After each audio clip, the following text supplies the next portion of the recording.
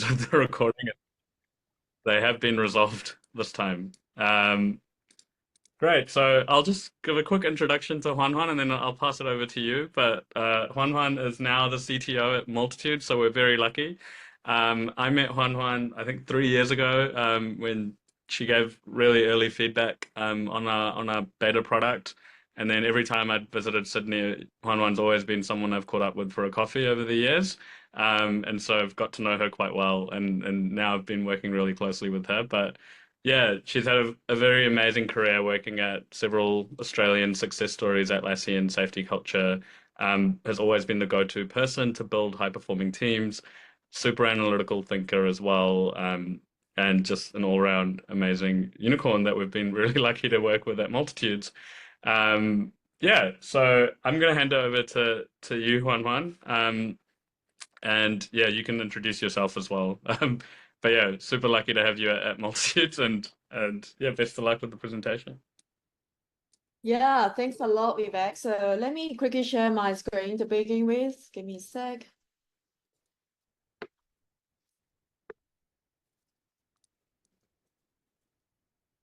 Cool. Can you see my screen right now? Can you see my presentation? Cool. Yay. Hey, everyone. So how do you know if your engineering team is truly high performing? Is it just a gut feeling, or do you actually have data to back it up? Think about your own teams. Are they hitting their goals? Do they feel engaged and motivated? What metrics are you using to measure the performance? A few years ago, when I was a director of engineering at SafetyCulture, those were the questions I started asking myself. My team often referred to me as a manager who led high-performance team, and candidates were encouraged to talk to me about building such teams. But what does a high-performance team actually look like? I spoke to many managers, and surprisingly, many of them believed that they were leading high-performance team. Is it just like parents believing their baby is the cutest in the world? We need a way to objectively demonstrate that our team was truly performing well. And that's when I started to explore the metrics that could tell that story. So my name is Huanhuan Huang. You can also call me Triple H. Over the past 15 years, I work in product engineering teams and industry-leading companies like Atlassian, ThoughtWorks, and SafetyCulture. In my previous leadership role and my current CTO role at Multitudes, I have always strived to build a data-driven teams that truly engage with their work. At Multitude, our mission is even more exciting because we try to use data to help create millions of happier and high-performance engineering teams. So today, I'm here to share some strategy for building a data-driven organization that your team will love. By the end of this talk, I hope to build your confidence in applying those tips to start building your data-driven strategy and make a meaningful difference in your team. So what's data-driven organization? A data-driven organization is one that leverages data as a central component of its decision-making processes. Such organizations are usually characterized by their commitment to continuously improvement. They constantly measure and analyze performance and using data to identify areas for enhancement and to track success of initiatives over time.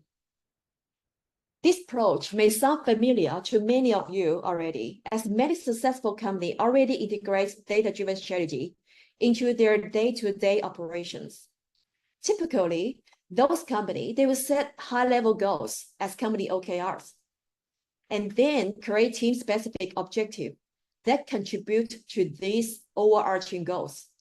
And then team will try to run all sorts of various experiments to try to move the needles and achieve those targets.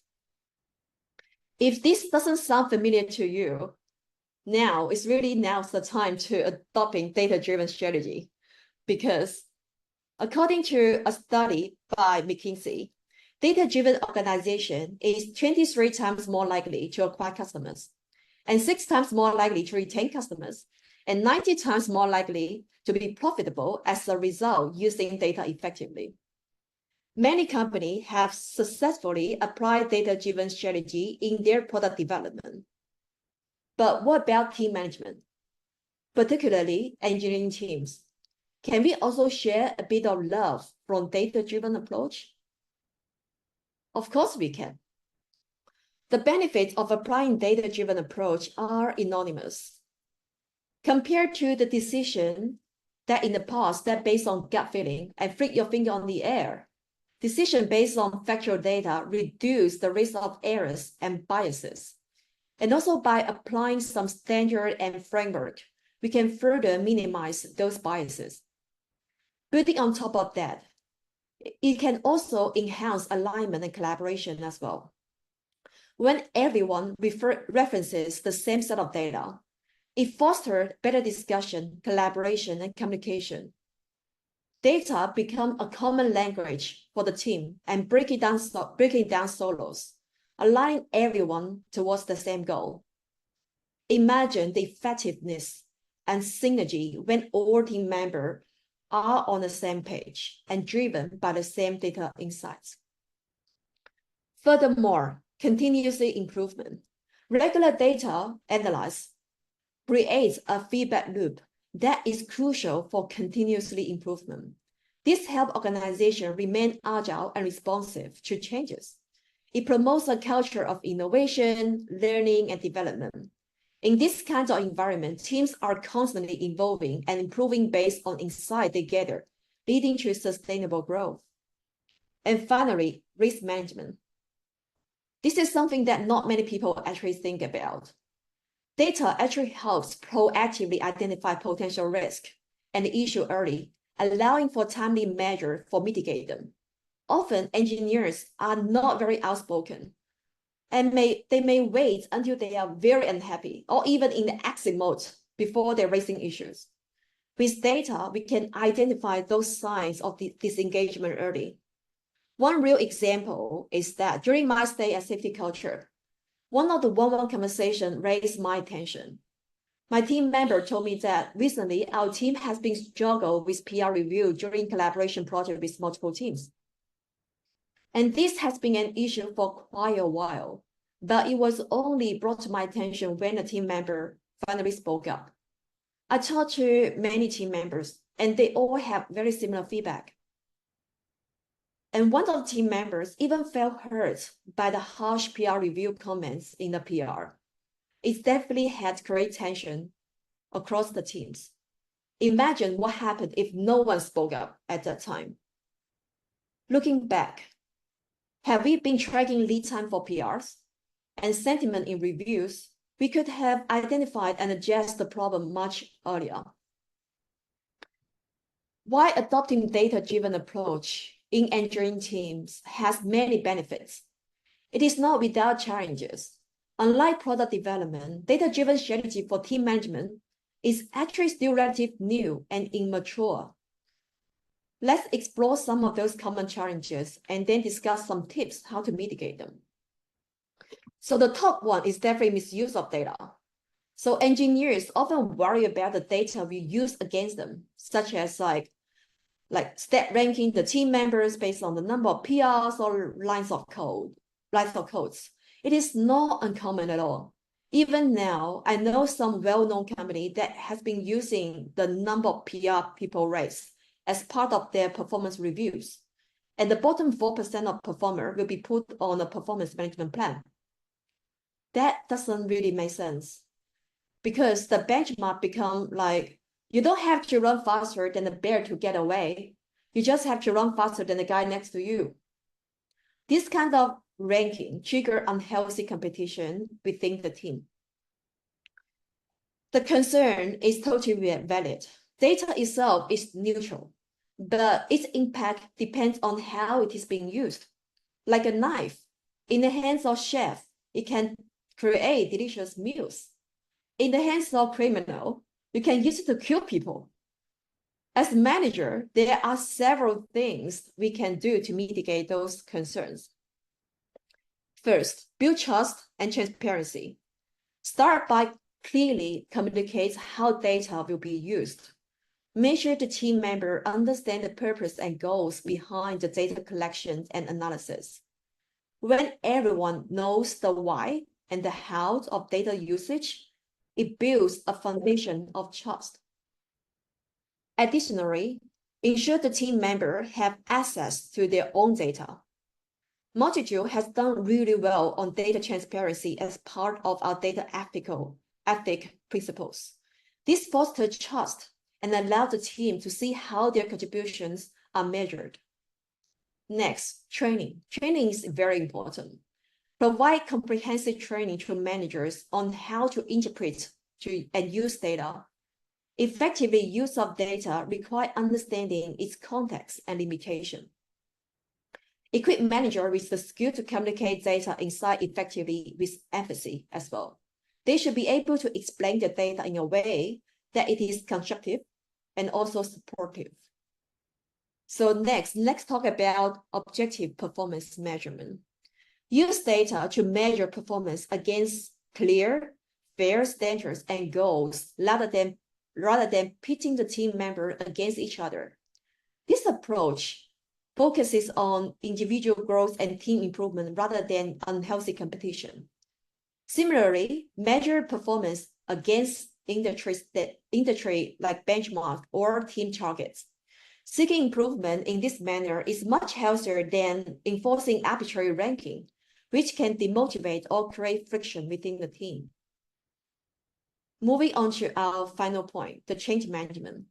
Introducing data-driven approach is no different than introducing any other process into the team. We need to involve the team into the data implementation process, collect feedback, and make adjustments based on their input, ensure the buy-in and alignment. And also share successful stories and examples that highlight the positive impact of data can also help. We've talked to many customers. They found that learning from other teams who has done the same thing can significantly ease the transition for the engineering team. Next, lastly, an iterative approach. Implement changes iteratively and also allow the team to adopt gradually and provide continuous feedback. Another top challenge is the team member might game the data once they know what's being used. This can distort the data and lead to misguided decision. Here's another interesting real-world example. In one of the product teams I used to work in the past, the number of reports viewed by user was used as a key metrics in that team. So a product manager decided to put report link everywhere in the app and even embed it in the core flow. As a result, the metrics of report view skyrocketed, but it didn't generally reflect the user engagement or satisfaction. And in fact, it actually negatively impacted other team goals, such as NPS or retention, as users rate quit the app. How do we mitigate situations like that? Here are some effective strategies.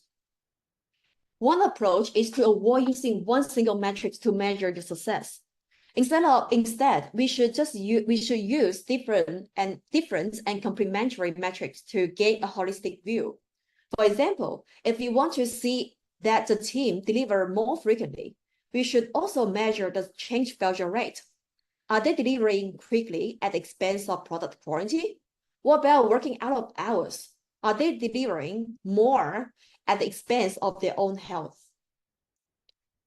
It is also important to remember that data is only your conversation starter. Data and metrics shouldn't be the solo aspect used to gain insights about the team. It should complement quality feedback and also quality one-on-one conversations. To get the full picture, data works the best when combined with qualitative insights. At the end of the day, rules are defined for people who follow them.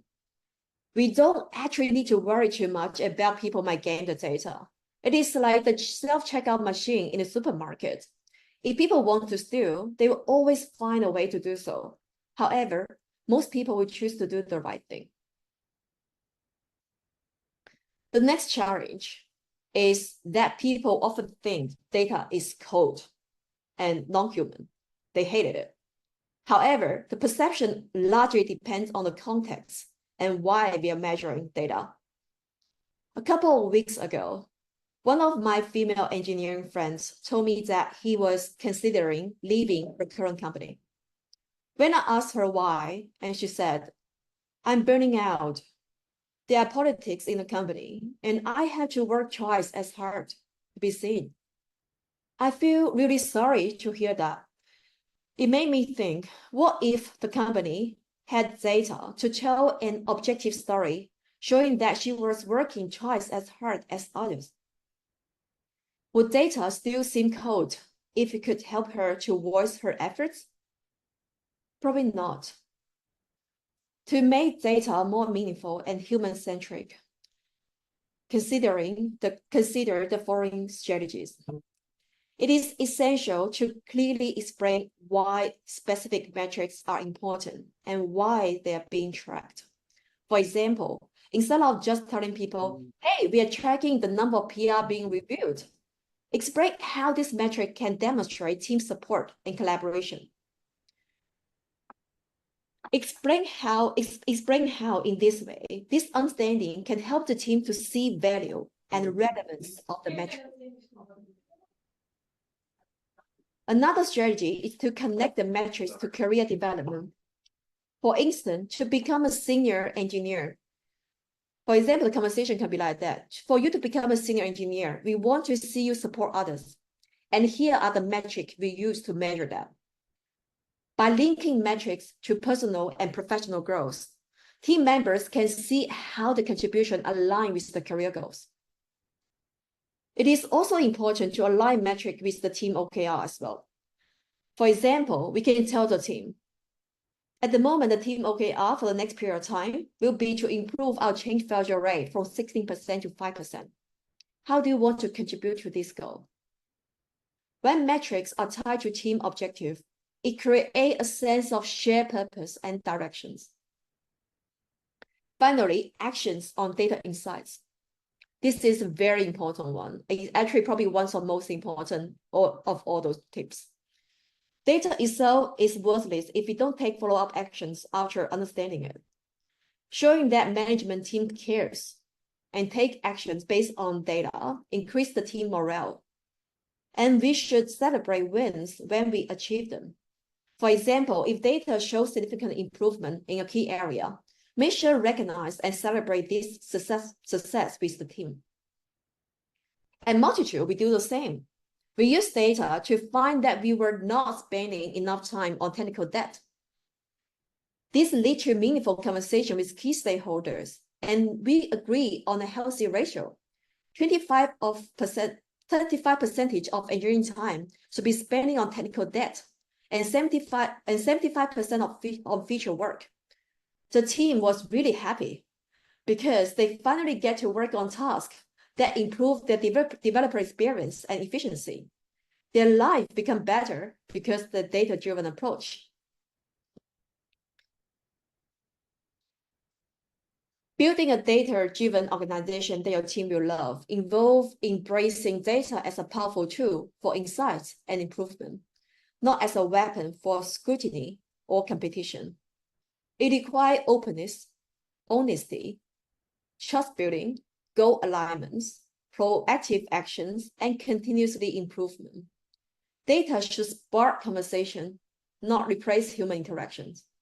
By capturing metrics, you gain the ongoing insight without disrupting the team workflow, boosting productivity, satisfaction, engagement, and retention.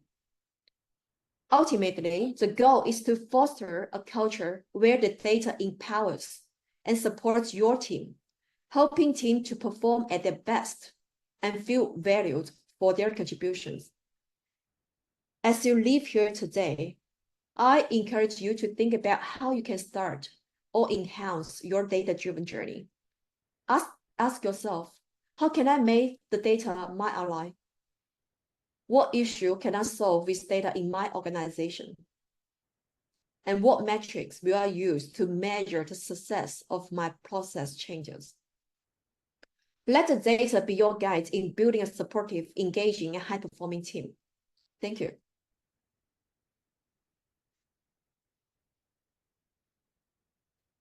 Thank you so much, Huanhuan. Thank you. Thank you, team. There were a bunch of questions that came through before the event, but as people have questions, feel free to put them in the Zoom chat, or you can even just, turn your mic off and ask them over voice as well. That's probably preferable to make it a bit more human. Just one of the first questions that came through that I thought I would share that came on the chat was, what tools and do you use to help visualize and share and communicate data with key stakeholders?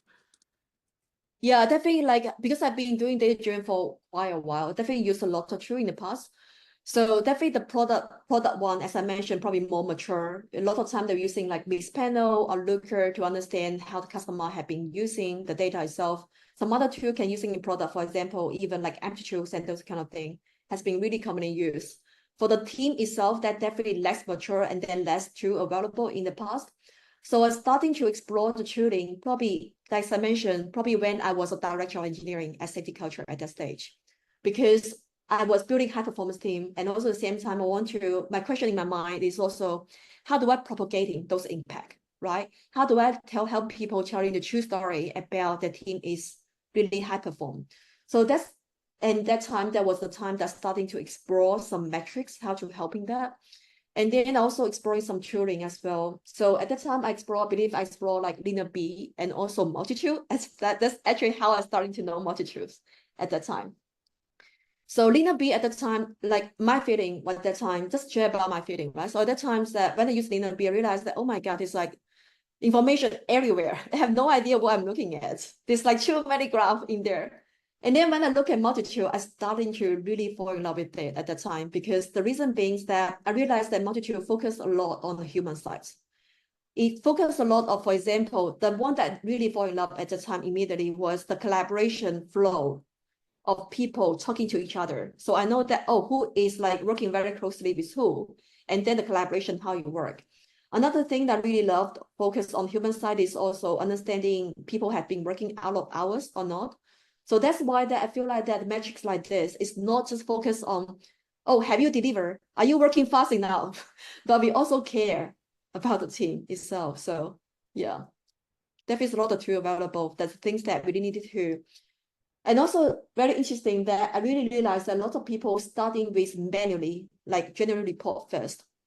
And then they starting to feel like, oh my God, it's like so many troublesome for me to generate report all the time, get the information from here and there and there.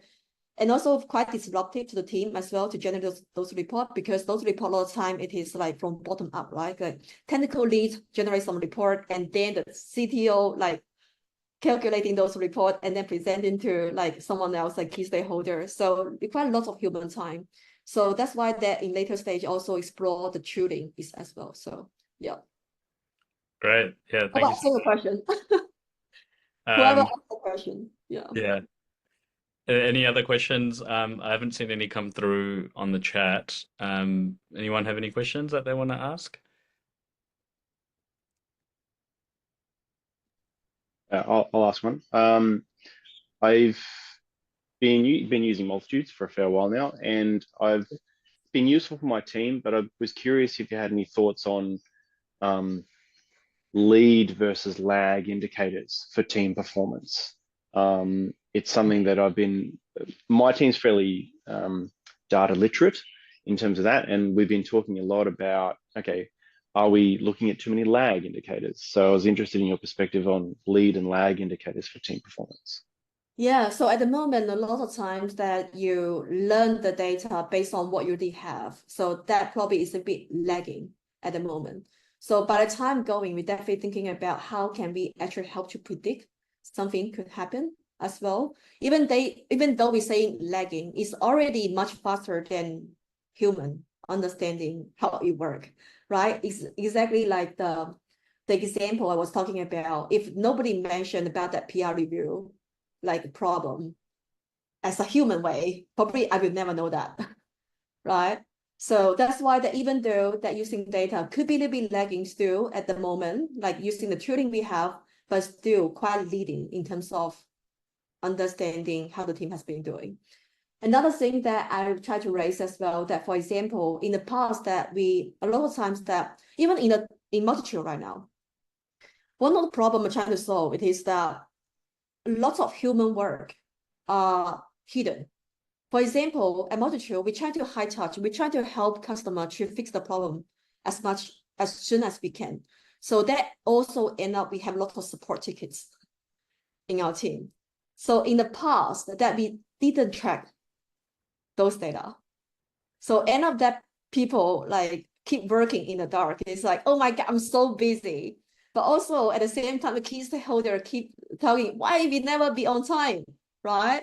So that become very difficult conversation where we don't have visibility about what's been working on. Maybe I can quickly share, like it's a real world example. I think it's good.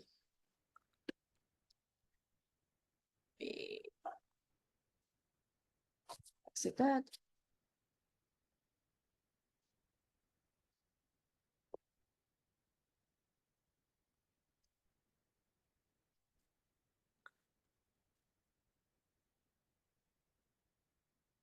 So for example, right, the change failure rate. Previously, our team was about 16% up and down. And then like after a while, we become like roughly about less than 5%. But that is not really real because like, as I mentioned, a lot of things that has been working under the radar itself. So like I do something to like I introduced the incident management system and also support ticket system. And actually since then, and then you can see the change failure rate rocket, right? But I'm not too worried about that because like in this case, actually resurfacing all the data to let people know that, hey, the team has been really busy right now working on those support tickets. And in this case, when we surfacing those data, we can also starting to learn the pattern of like what has been going on under the hook itself. That actually can help us to become more leading, to really understand then what could happen in the future, and then we can actually change in the future to make it better as well. So does that answer your question? Yeah, that's a great insight. Yeah, thank you. Cool. Maybe stop sharing. Am I still sharing? Yeah, stop sharing. Great. So we're going to move to the small group discussions now. Thanks everyone for coming. I'm going to stop the recording. Amazing talk, Huanhuan, and yeah, learn so much from you every single day. But I will be stopping the recording. So.